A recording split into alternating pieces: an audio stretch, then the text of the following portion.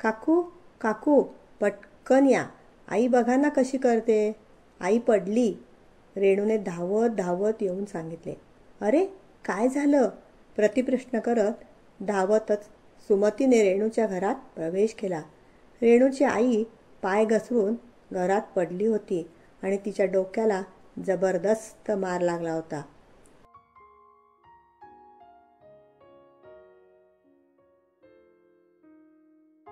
विषयाचं नाव आहे शेजार धर्म, गरज काळाची.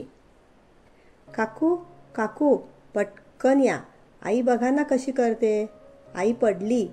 रेणूने धावत धावत येऊन सांगितले. अरे काय झालं, प्रतिप्रश्न करत धावतच सुमतीने रेणूच्या घरात प्रवेश केला.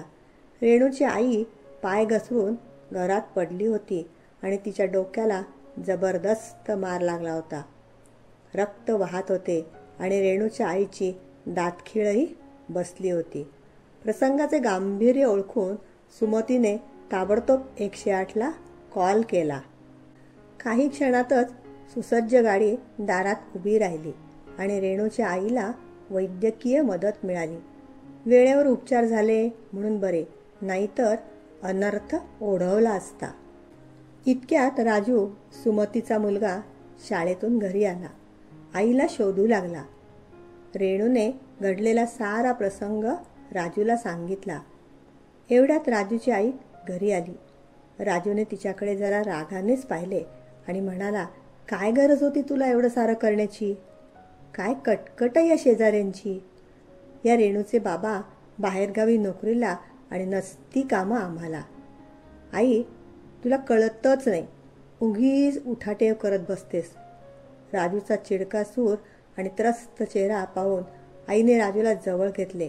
काहीही न बोलता हातात एक लाडू आणि ग्लासभर पाणी दिले. आवडीचा लाडू खात राजूचा राग दूर पळाला आणि राजू शांत झाला. राजूला आईने समजावले, राजू इतकं चिडण्यासारखं काय आहे त्यात? अरे हा शेजार धर्म आहे.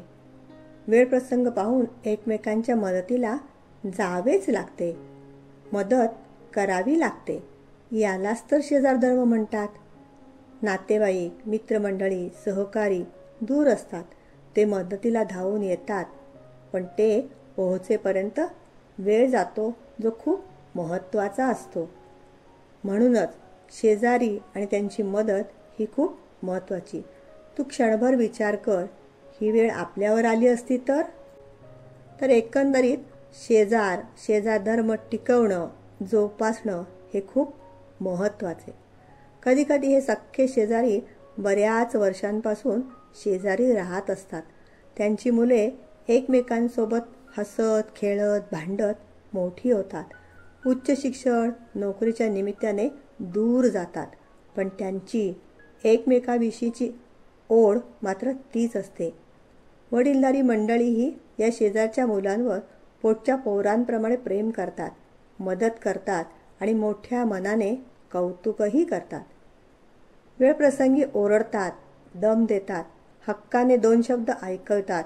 2-4 दिवस गरज लागली तर मुलांना घरी ठेवून येतात, खाऊ पिऊ घालतात. पैसा आणि श्रम यांचा हिशोब इथे नसतो. उपकाराचा भाव तर मुळीच नसतो. लग्नप्रसंगी तर एकमेकांची एकमेकांना खूप मदत होते. पाहुणे आनंदाने त्यांच्या घरी राहतात.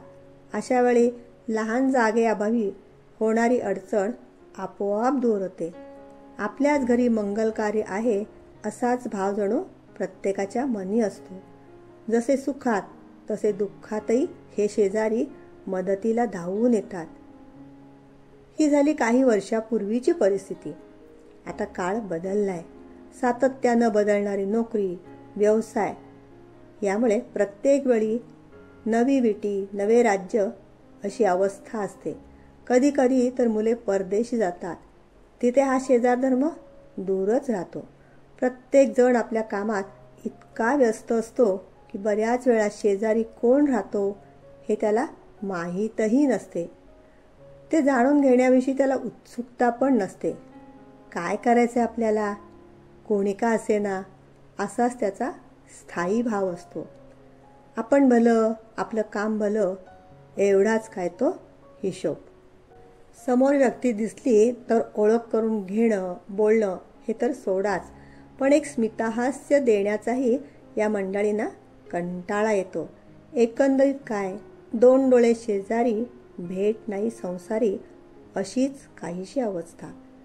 इथे एक सांगावेसे वाटते, तुम्ही कुठेही राहा, गाव, शहर, देश, विदेश, पण शेजाऱ्याशी ओळख असणे गरजेचे आहे. संबंध ठेवणे जरुरीचे. सतत जाणे येणे नसले तरी चालेल, पण वेळ अडचण समजून हक्काने मदतीचा हात देता येईल, घेता येईल, एवढे मात्र निश्चित. आजारपण, नैसर्गिक आपत्ती, अपघात या आणि अशा प्रकारचे प्रसंग सांगून येत नाहीत. अशावेळी खरा आधार तो यांचाच. शिक्षण, पैसा, समाजातील व्यक्तीची पोत, प्रतिष्ठा हे सर्व मुद्दे गौण. 2 व्यक्ती वेगवेगळ्या, मतं वेगळी म्हणजे मतभेद होणार, पण राग रुसवा मनात न ठेवता संबंध जोपासले पाहिजेत. छोटे मोठे सणवार, वाढदिवस या प्रसंगी आनंद द्विगुणित करायलाही कोणीतरी हवेच ना. निमित्त कोणतंही असो, एकमेकांच्या मनात प्रेम, माया, आपुलकी, विश्वास निर्माण करता आला पाहिजे. तोच खरा शेजार धर्म आणि तीच खरी माणुसकी. धन्यवाद.